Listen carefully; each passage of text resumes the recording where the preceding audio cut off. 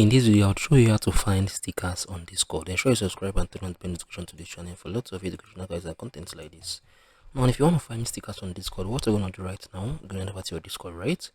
If you have joined any Discord server, you want to join up, what you need to do right now, you need to head over to where you can test, right? There's the general chat. Once you have gone to general chat, you're going to click on this, right? You click on this, you're going to see the emoji, you're going to see the GIFs, you're going to see the stickers. So click on the stickers, right? Once you have clicked on the stickers, you would see every sticker that the Discord server has, right? So you can see this one, these are the stickers it just has, right? This one, these are the stickers it just had. So this is basically how you can find stickers here on any Discord server, right? Head over to this, right? Click on it. You're gonna see the emoji, the sticker. Click on the sticker. Once I've clicked on it, you'll be displayed with everything you need to see. If you found this video helpful, share that in the comment section. Thank you guys for watching through. I'll see you all in the next one.